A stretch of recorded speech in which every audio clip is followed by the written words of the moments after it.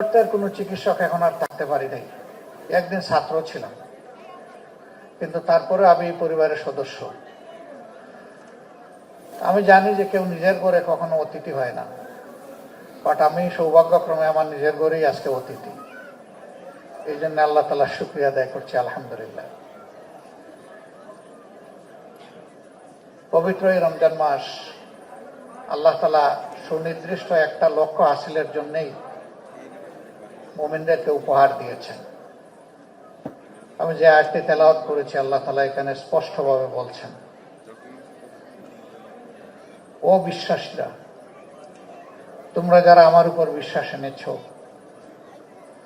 আমি তোমাদের জন্য এই পবিত্র রমজানকে অবধারিত করে দিলাম, লিখে দিলাম, নথিভুক্ত করে দিলাম। লাআল্লাকুম, আশা করা যায় সম্ভবত তোমরা তাত্তাকুন, ভয় করতে শিখবে, ভীত সন্ত্রস্ত হবে। এই আয়াতে রমজানের অন্য কোনো উদ্দেশ্য বলা হয়নি, একটাই উদ্দেশ্য। রমজান আল্লাহ তাআলা আমাদেরকে উপহার দিয়েছেন ভয়ের শিক্ষা দেওয়ার জন্য। সেই ভয়টা কাকে? সেই মহান সত্তাকে, যিনি এই নিখিল বিশ্বের সব কিছুর স্রষ্টা, আল্লাহ রাব্বুল আলামিন। সকল বিষয়ে তাকে ভয় করে চলতে হবে। তাকে ভয় করতে হবে কেন? তাকে এই কারণেই ভয় করতে হবে যে আমাদের এই দুনিয়ার জীবনটা খুবই খণ্ডকালীন একটা, জাস্ট আমরা কি বলবো, একটা প্লেজার ট্রিপ কারোর জন্য, আর কারোর জন্য একেবারে ধ্বংসের কারণ। এই কয়দিনের জন্য। এই দিনটারও আবার স্থায়িত্ব কতটুকু হবে সেটাও কালামে হাকিমে বলা হয়েছে, কালাম খেল বাসর। চোখের পাতা বন্ধ করতে যেটুকু সময় লাগে, তোমরা মনে করবো আল্লাহর অ্যাকশন এবং তোমাদের দুনিয়ার এই অবস্থান ওই রকম। আমরা চিকিৎসক হওয়ার কারণে আরো একটু বুঝার সুযোগ পাই সহজে। দুনিয়ায় বহু মানব শিশু আসে স্টিল বার্থ হিসাবে, অর্থাৎ সে মৃত হিসাবেই জন্ম নেয়। সে একটা শ্বাস দুনিয়া আসার পরে নিতে পারে না, চোখ মিলে তাকাতে পারে না। এর আগেই তার মৃত্যু হয়ে গেছে মায়ের পেটে। তার ওইটুকু হায়াত ছিল। হায়াত ওখানে, জন্ম ওখানে, মৃত্যু ওখানে, শেষ হয়ে গেছে। আবার লিভ বার্থ হয়ে যারা আসে তারাও দেখা যায় যে অনেকে কিছুক্ষণ পরেই শেষ। 2-4টা শ্বাস নিয়েছে, ওখানেই তার জার্নি শেষ হয়ে গেছে। নেক্সট জার্নি সে শুরু করে দিয়েছে। আর আল্লাহ যাদেরকে সুযোগ দিতে চান, নির্দিষ্ট সময় পর্যন্ত তাদেরকে হায়াত দেন। কেউ মারা যায় শৈশবে, কেউ কৈশোরে, কেউ যৌবনে, কেউ প্রৌঢ়ত্বে, কেউ বার্ধক্যে। আবার বৃদ্ধ বয়সের একটা লিমিট আছে। একটা বয়সকে আল্লাহ তাআলা বলেছেন এটা নিকৃষ্ট বয়স, উমরুল আরজালু। মানুষ দেখে কিন্তু বুঝে না, কথা বলতে গিয়ে সমন্বয় রাখতে পারে না, এই এখনকার কথা এখনই ভুলে যায়, এরকম বিচিত্র আচরণ করে, তার মেমোরি তাকে সাপোর্ট করে না। এরকম বয়স পর্যন্ত কেউ পেয়ে থাকেন। আবার আমরা দেখি অনেক মানুষ 100-150 বছর হয়ে গেছে, তিনি বুদ্ধি, বিবেক, কথা, চলাফেরা সব দিক থেকে অত্যন্ত স্মার্ট, টনটনা, তার মাঝে কোনো জড়তা নাই। জীবনের ঘানিও অনেকে এই বয়সে টানেন। তা আল্লাহ যাকে যেভাবে চান তিনি সেইভাবেই চলবেন। কিন্তু এরপরে কি? এরপরে জীবনের আরেকটি অধ্যায়ের সূচনা হবে। সমস্ত প্রাণীর জীবন কয়েকভাবে বিভক্ত, বিশেষ করে মানুষের জীবন। প্রথমে আল্লাহ তাআলা আমাদের রূহ পয়দা করেছেন, একটা জগতে, একটা ভুবনে আমাদেরকে রেখেছেন, যেটাকে বলা হয়েছে আলমে আরওয়াহ, রুহের জগৎ। সেখানে আমরা মিলেমিশে ছিলাম। একটা চমৎকার জিনিস দেখবেন, দুনিয়া বহু জায়গায় দেশে বিদেশে ঘুরতে গিয়ে, চলতে গিয়ে কিছু মানুষ আপনার সামনে আসবে, চেহারা দেখে মনে হবে তারে যেন কোথায় আপনি দেখেছেন। অনেক সময় আউট অফ কিউরিওসিটি আপনি জিজ্ঞেস করে বসবেন, ভাই আপনার পরিচয়টা একটু বলবেন দয়া করে। কেন? কই যে কোথায় যেন আপনাকে দেখেছি। তো বলে যে আমি অমুক। এখন আর হিসাব মিলে না। এই লোকের সাথে এইভাবে তো আমার দেখা হওয়ার কোনো সুযোগ ছিল না। আল্লাহ ভালো জানেন সেই রুহের জগতে একসাথে ছিলাম, সেইটাই কিনা আল্লাহ ভালো জানেন। কিন্তু এই হয়, কিন্তু এই ঘটনা ঘটে। সম্মানিত ভাইরা, এই একটা জগৎ, সেই জগৎ থেকে আমরা আসলাম আলমে উম্মি, মায়ের পেটে। এই আরেকটা জগৎ, কম বেশি 285 দিন মায়ের পেটে ছিলাম। ওখান থেকে আসলাম দুনিয়ার জগতে। আগেই বলেছি যে এটা খুবই টেম্পোরারি, আনসার্টেন। এই জীবন শেষ হওয়ার পরে আলমে বরজখ, মধ্যবর্তী আর একটা জগৎ আছে। সেটাকে বরজখ বা মধ্যবর্তী বলা হলো কেন? এটা হচ্ছে দুনিয়া এবং কিয়ামতের মধ্যে সেতুবন্ধ। ফাইনাল ডেস্টিনেশন আর দুনিয়ার এই ডেস্টিনেশনের মাধ্যমে এটা ব্রিজিং। এই জীবন থেকে মূলত মানুষের প্রাপ্তি শুরু হয়ে যায়। ফামান ইয়ামাল মিসকালা যাররাতিন খাইরান ইয়ারা ওয়া মান ইয়ামাল মিসকালা যাররাতিন শাররান ইয়ারা। সূক্ষ্মাতি সূক্ষ্ম ভালো কাজ করলেও ফল পাবে, আবার মন্দ কাজ করলেও তার পরিণতি ভোগ করবে। এখান থেকে শুরু। তারপরে ইয়াউমাল কিয়ামা। কিয়ামা মানে দাঁড়ায় যাওয়া। কার সামনে দাঁড়ায় যাওয়া? স্রষ্টার সামনে দাঁড়ায় যাওয়া। সেই দিন মানুষ দুই ভাগে ভাগ হয়ে যাবে। একদল মানুষ অপদস্থ অবস্থায়, তাদেরকে তাড়িয়ে নেওয়া হবে। দুলি মলিন চেহারা, কালো কুচকুচে হয়ে যাবে, হাঁটু গেড়ে মাথা নত করে বসে থাকবে। আল্লাহ তাআলা তাদের দিকে তার নূরের দৃষ্টি দিয়ে তাকাবেন না। তারা অপমানিত এবং লাঞ্ছিত হয়ে অপকর্মের জন্য তাদের ডেস্টিনেশন হবে জাহান্নাম। আরেক দল মানুষ সেদিন প্রশান্ত চিত্ত নিয়ে আল্লাহ তাআলার সামনে দাঁড়াবে। আল্লাহ তাদেরকে রহমতের দৃষ্টিতে দেখবেন, সম্মানিত করবেন। তাদের জন্য আল্লাহ তাআলা জান্নাতের অর্ডার লিখে দেবেন এবং ফেরেশতাদেরকে অত্যন্ত সম্মানের সাথে তাদের ডেস্টিনেশনে পৌঁছে দেওয়ার জন্য হুকুম করবেন। এই যে ডে অফ ফাইনাল জাজমেন্ট, এইটা থেকে কেউ এসকেপ করতে পারবেন না। আর সেই দিন তিনটা সত্তা ছাড়া কেউ আপনার আমার পাশে এসেও দাঁড়াবে না। সেই তিন সত্তাও আল্লাহ বিইজনিল্লাহ, আল্লাহ যদি চান, আল্লাহর অনুমতি ছাড়া কেউ পারবে না। এক নম্বর সত্তা মুহাম্মদুর রাসূলুল্লাহ সাল্লাল্লাহু আলাইহি ওয়াসাল্লাম, তিনি যদি কোনো বান্দার জন্য অনুমতি পান, সুপারিশ।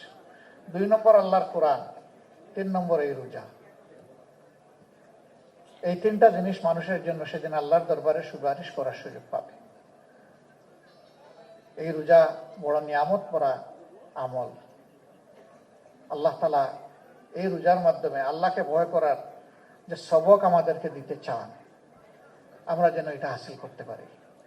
আল্লাহর কসম, আল্লাহ তাআলার কসম, আল্লাহ তাআলার কসম, এই একটা গুণ যদি কেউ অর্জন করতে পারে, সেই মানুষটার কপাল খুলে যাবে তার জন্য এবং গোটা সৃষ্টির জন্য। রাসূল মকবুল সাল্লাল্লাহু আলাইহি সাল্লাম একদিন সফরে হঠাৎ করে তার প্রাকৃতিক প্রয়োজন সারার দরকার হলো। তিনি সাহাবীদেরকে দাঁড় করিয়ে রেখে গাছের আড়ালে চলে গেলেন, বাগানের ভিতরে। সব শেষ করে এসে জিজ্ঞেস করলেন, একটা বাঁধা উট, এই উটের মালিককে? বাগানের ভিতরে যে উটটা আমি দেখে আসলাম। একজন সাহাবী বললেন, হে আল্লাহর রাসূল, এটা আমার। তিনি বললেন, নিঃসন্দেহে তুমি তার উপর জুলুম করেছো। ওই উটটির চোখ থেকে আমি টপ টপ করে পানি পড়তে দেখেছি।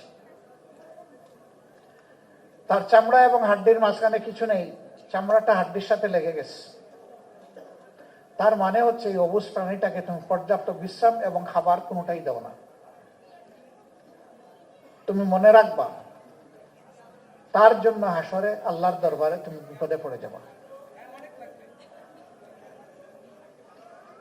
এই উটের প্রতি তুমি রহমশীল হলে আল্লাহ তোমার প্রতি রহমশীল হবেন। এইভাবে প্রত্যেকটি প্রাণীর প্রতি রহমশীল হতে হবে। রাসূল আকরাম সাল্লাল্লাহু, ভাই আপনাদের এত কথা বলার দরকার? ওইখানে এত কথা বলার দরকার কি হচ্ছে ভাই? একটু দেখেন তো। ওই দরজাটা বন্ধ করে দিলে বোধহয় ভালো হয়। জি জি জি, ওটা বন্ধ করে দেন, তাইলে মনের সুখে ওনারা অনেক কথা বলতে পারবেন, আমাদের কোনো ডিস্টার্ব হবে না। তো বলছিলাম যে রাসূল করিম সাল্লাল্লাহু আলাইহি সাল্লাম আল্লাহ তাআলার ওহী দ্বারা নিয়ন্ত্রিত হতেন। একটা অবুঝ প্রাণীর প্রতিও আল্লাহর একজন বান্দা সুবিচার করেন নাই, সেটা আল্লাহ রসুলের দৃষ্টি এড়িয়ে যায়নি।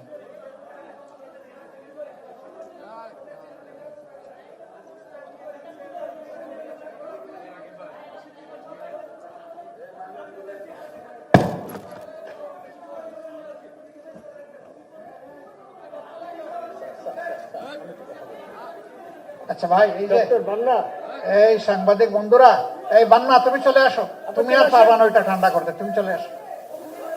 এই আসতে ভাই, এই আপনারা সবাই সরে যান এখান থেকে, ভলান্টিয়ার কেউ থাকবে না, এখানে চলে আসেন, আমার দিকে চলে আসেন, কেউ কোনো ভলান্টিয়ার থাকবে না, আমার সাংবাদিক বন্ধুরা বসুক ওখানে। Thank you so much. সম্মানিত বন্ধুগণ, রাসূল করিম সাল্লাল্লাহু আলাইহি সাল্লাম সেই পশুর ভাষা বোঝার সুযোগ পেয়েছিলেন আল্লাহর ওয়াস্তে। পশুর প্রতিও যদি মানুষের দায়বোধ থাকে, তাইলে মানুষের প্রতি মানুষের দায়বোধ থাকবে না? আর এখানে আমরা যারা আছি তারা বড়ই সৌভাগ্যবান যে মানুষ যখন বিপদে পড়ে অসুস্থ হয়, আহত হয়, তখনই আমাদের কাছে আসে।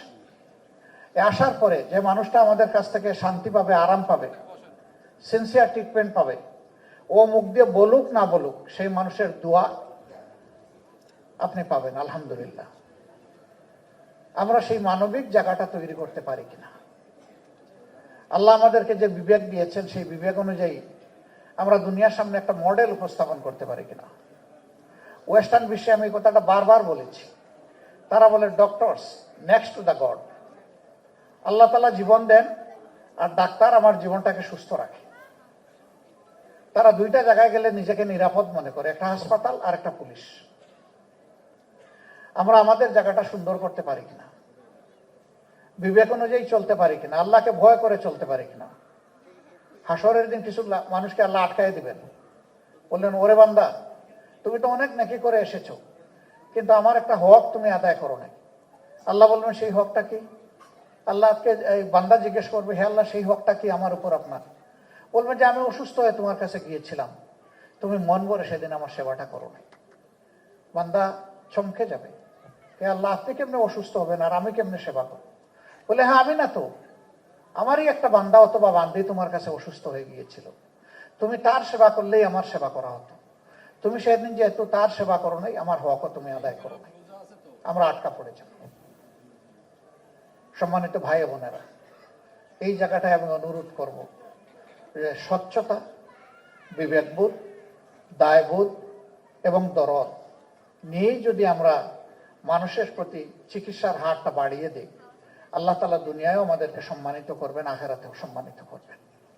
আর যে মানুষগুলো আমাদের কাছে আসবে, তারা মনে অন্তরে একটা তৃপ্তি নিয়ে, প্রশান্তি নিয়ে আমাদের কাছ থেকে। আমাদের ভাই ডাক্তার অধ্যাপক ডাক্তার ইদ্রিস আলী, তিনি কেমন ছিলেন আমরা সবাই জানি। আমরা রোগী পাঠাতাম, ফিডব্যাক দিয়ে বলতো, ওনাকে দেখা মাত্র, কথা শোনা মাত্র আমার অর্ধেক রোগ শেষ হয়ে গেছে, বাকি অর্ধেক দোয়া করেন চিকিৎসার মাধ্যমে যেন আমি প্রশমন পাই। তা আমাদেরই তো ভাই, তিনি যে আদর্শটা সেট আপ করতে পারলেন, আমরাও পারবো ইনশাআল্লাহ। আমি সেই প্রত্যাশা আপনাদের কাছে রাখলাম। আল্লাহ তাআলা আপনাদের সকলকে দেহের নয়, শুধু মনের চিকিৎসা করার সেই সুযোগটাও দান করুন, এবং মানুষের দোয়া লাভ করার সুযোগ আল্লাহ তাআলা আপনাদেরকে দান করুন। ইফতারের সময় হয়ে গেছে, কথা আমি আর বাড়াবো না। এখানে মাঝখানে সামান্য একটু অসুবিধা হয়েছে, যারা কষ্ট পেয়েছেন আমি সবার পক্ষ থেকে সেই ভাইদেরকে অনুরোধ করব, আপনারা ভুলে যাবেন, ক্ষমা করে দেবেন। আমরা সবাই পরস্পরের ভাই, সবাই মিলেই আমরা এই জগৎটাকে সুন্দর করতে চাই। আমাদের সবার সহযোগিতা লাগবে ইনশাআল্লাহ। তা আসুন আমরা আল্লাহর দরবারে হাত তুলি, নিজেদের জন্য, প্রিয়জনের জন্য, আপনজনের জন্য, প্রিয় দেশের জন্য, উম্মার জন্য, বিশ্ববাসীর জন্য। আস্তাগফিরুল্লাহ ইন্নাল্লাহা গফুরুর রহিম, আস্তাগফিরুল্লাহ ইন্নাল্লাহা গফুরুর রহিম, আস্তাগফিরুল্লাহাল্লাযী লা ইলাহা ইল্লা হুয়াল হাইয়ুল কাইয়্যুম ওয়া আতুবু ইলাইহি ওয়া লা হাওলা ওয়া লা কুওয়াতা ইল্লা বিল্লাহিল আলিয়্যিল আযীম। আল্লাহুম্মা সাল্লি আলা মুহাম্মাদিন ওয়া আলা আলি মুহাম্মাদ কামা সাল্লাইতা আলা ইব্রাহিম ওয়া আলা আলি ইব্রাহিম ইন্নাকা হামিদুম মাজিদ। আল্লাহুম্মা বারিক আলা মুহাম্মাদিন ওয়া আলা আলি মুহাম্মাদ কামা বারাকতা আলা ইব্রাহিম ওয়া আলা আলি ইব্রাহিম ইন্নাকা হামিদুম মাজিদ। আলহামদুলিল্লাহ রাব্বিল আলামিন, ওয়াসসালাতু ওয়াসসালামু আলা রাসূলিহিল কারীম وعلى آله وصحبه وأهل بيته أجمعين. ربنا ظلمنا أنفسنا وإن لم تغفر لنا وترحمنا لنكونن من الخاسرين. ربنا آتنا في الدنيا حسنة وفي الآخرة حسنة وقنا عذاب النار. اللهم أجرنا من النار. اللهم أجرنا من النار. اللهم أجرنا من النار. اللهم إنك عفو كريم تحب العفو فاعف عنا ইয়া রাব্বুল ইজ্জত ইয়া আরহামার রাহিমিন। আমরা তোমার কিছু দুর্বল গোলাম এবং বান্দী, তোমার শাহানশাহী দরবারে আমরা হাত তুলেছি মওলা। ইয়া আল্লাহ, হাত তোলার আগে আমরা তেলাওয়াত করেছি, আমরা ইস্তেগফার করেছি, আমরা তোমার নবীর শানে দরুদ পেশ করেছি। আয় আল্লাহ, তুমি আমাদের তেলাওয়াত, ইস্তেগফার এবং দরুদকে কবুল করো। ইয়া আল্লাহ, এর বিনিময়ে আমাদের সবাইকে তুমি ক্ষমা করে দাও। আয় আল্লাহ, জীবিত কিংবা মৃত আমাদের মা বাবাকে তুমি ক্ষমা করে দাও। দুনিয়া থেকে যারা বিদায় নিয়েছেন, আমাদের মা বাবা, আমাদের সম্মানিত শিক্ষকবৃন্দ, আমাদের চলার সাথী, আমাদের দ্বীনি উস্তাদ, আমাদের সহকর্মীবৃন্দ, আয় রব্বুল আলামিন তামামকে তুমি ক্ষমা করে দাও। আল্লাহ, তাদের কবরগুলাকে তুমি জান্নাতের টুকরায় পরিণত করে দাও। আল্লাহ, তাদের কবরের সাথে তোমার মায়ার জান্নাতের জানালা খুলে দাও। ইয়া আল্লাহ, আমরা যারা জীবিত আছি তাদের হায়াতে তুমি বরকত দান করো, তাইয়্যিব হায়াতে নায়াত করো। বাকি জিন্দগি তোমার মকবুল গোলামি করার তৌফিক দান করো। ইয়া রাব্বাল আলামিন, তুমি আমাদের প্রিয় দেশের উপর রহম করো, শান্তির ফয়সালা নাজিল করো। প্রিয় স্বাধীনতাকে তুমি কিয়ামত পর্যন্ত সমুন্নত রাখো। আয় আল্লাহ, সব ধরনের বিপদ আপদ থেকে সুরক্ষা দান করো। আয় আল্লাহ, বিশ্বের বিভিন্ন জায়গায় যুদ্ধ, বিগ্রহ, ধ্বংসাত্মক যে সমস্ত কার্যকলাপ চলছে, আল্লাহ তোমার কুদরত থেকে সাহায্য পাঠিয়ে এগুলো বন্ধ করে দাও। আল্লাহ, যারা মজলুম তাদেরকে সাহায্য করো। আল্লাহ, যারা জালিম তাদেরকে বিরত রাখো। আয় রাব্বুল আলামিন, গোটা দুনিয়াকে তুমি শান্তির আবাসভূমি বানিয়ে দাও। আয় আল্লাহ, মুসলিম উম্মার প্রতি তুমি তোমার বিশেষ রহম করো। আল্লাহ, গাজার ভাই বোনদের প্রতি তুমি তোমার রহমত নাজিল করো। ইয়া আল্লাহ, তাদেরকে ঘুরে দাঁড়াবার শক্তি তুমি এনায়েত করো মাওলা। আয় পরওয়ারদিগারে আলম, তুমি আমাদের প্রিয় বাংলাদেশকে শান্তি এবং শৃঙ্খলার দিকে নিয়ে যাও। আল্লাহ, প্রত্যেকটি মানুষের জীবন যাতে নিরাপদ হয়, স্বাচ্ছন্দ্যে যাতে মানুষ এই দেশে বসবাস করতে পারে, এমন একটা পরিবেশ তুমি দান করো মাওলা। ইয়া আল্লাহ, সরকারের দায়িত্ব যারা নিয়েছেন তাদেরকে জনকল্যাণে কাজ করার তৌফিক এনায়েত করো। সকল প্রকার অপরাধ এবং অশান্তি থেকে তাদেরকে তুমি রক্ষা করো মাওলা। আমরা যারা বিরোধী দলে আছি, আল্লাহ, আমাদেরকে সঙ্গত ন্যায্য আচরণ করার তৌফিক দান করো। আল্লাহ, সবাই মিলেমিশেই যেন দেশটাকে সামনের দিকে আমরা এগিয়ে নিয়ে যেতে পারি, সেই তৌফিক তুমি এনায়েত করো মাওলা। রব্বানা তাকাব্বাল মিন্না ইন্নাকা আনতাস সামিউল আলিম। ইয়া আল্লাহ, যে সমস্ত চিকিৎসক ভাই বোনদের নিয়ে আমি হাত তুলেছি, আয় আল্লাহ, তাদের অন্তরকে তোমার ভালোবাসায় প্লাবিত করে দাও, আর তাদের অন্তরে প্রত্যেকটি মানুষের প্রতি তুমি ভালোবাসা পয়দা করে দাও। আল্লাহ, সেই ভালোবাসার দায়ের জায়গা থেকে যেন তারা মানুষের খেদমত করতে পারেন, সেই তৌফিক তাদেরকে এনায়েত করো। সুবহান রাব্বিকা।